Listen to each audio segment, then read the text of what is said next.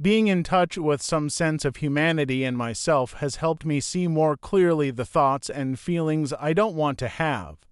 I'm able to sit with the humanness of it more easily when I see myself as going through a spiritual experience, but also as a human being with weird, scary thoughts and feelings. Yeah, there's a lot of the teaching and the pointing to disidentify from the body mind, the human aspect, is in a sense valuable. It's needed, but it doesn't mean we then exclude the humanness. It's like realizing I'm not my hand.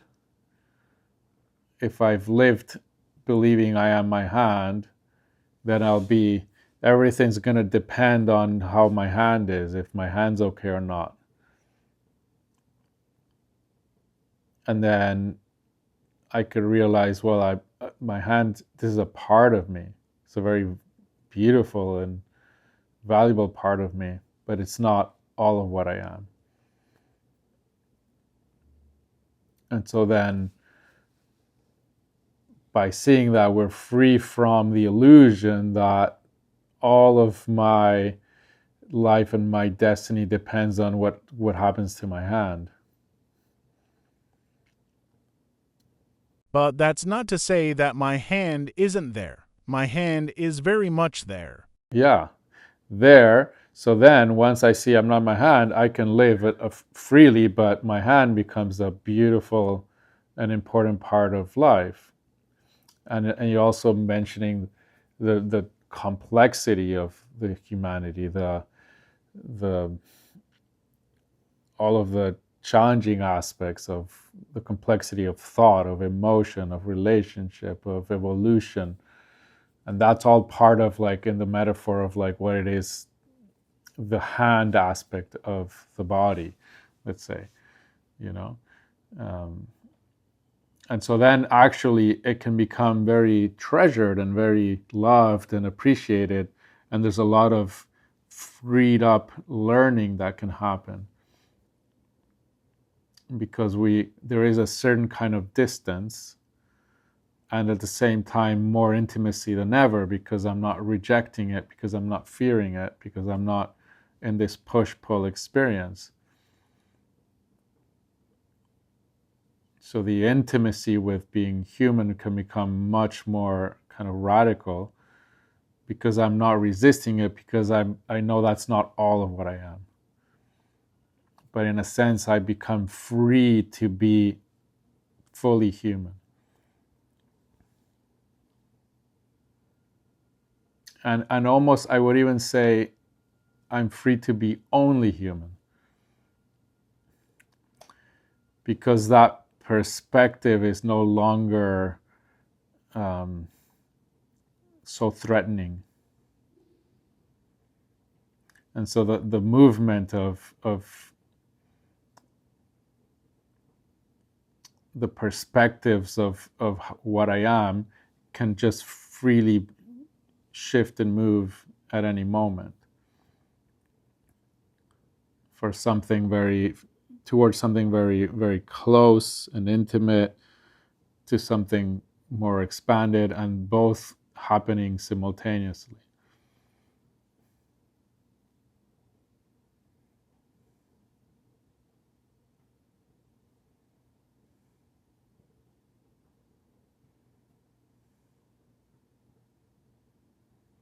And it's like the yin yang. There's the doing and the non-doing are part of the whole.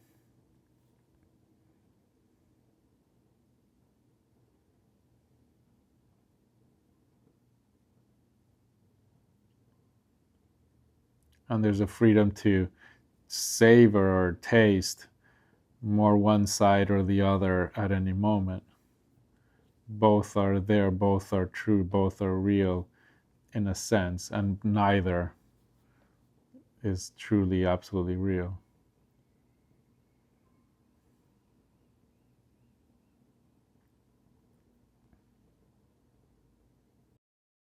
When that clicked for me, it was a huge insight because for a long time I was very detached from my own humanness. I was afraid to really experience it, so having that reality check that I am a human with all these fears and nuanced desires. Yeah. And from that perspective, there is the freedom to explore the wisdom that can grow from that.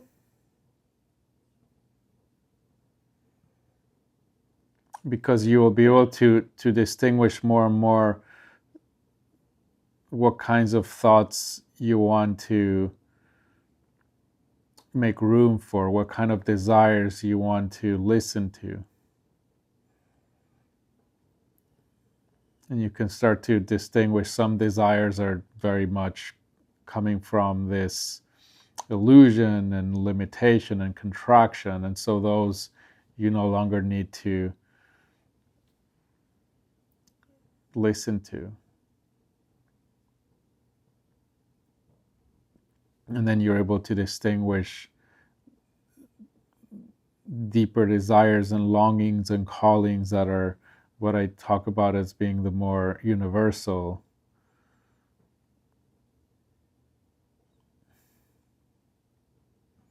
And we don't have to get into the kind of the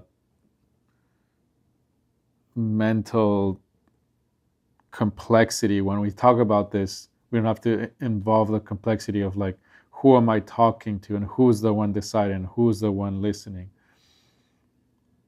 That's another aspect, which is to see there is something here, there is something that knows, there is something that chooses. The problem is the knowing and understanding that what that is.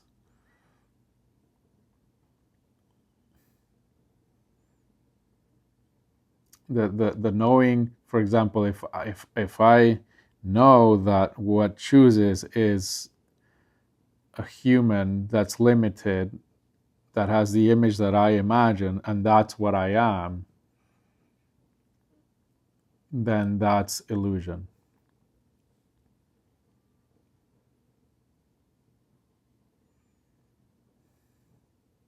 But if I recognize choosing happens, what chooses and how it happens, I don't know. I cannot.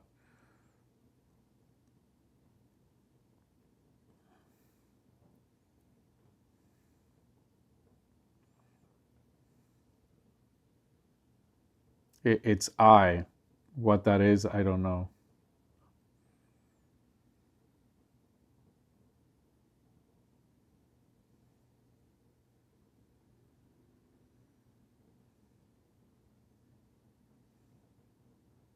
I know it creates everything. How it is, what it is, it's all mystery.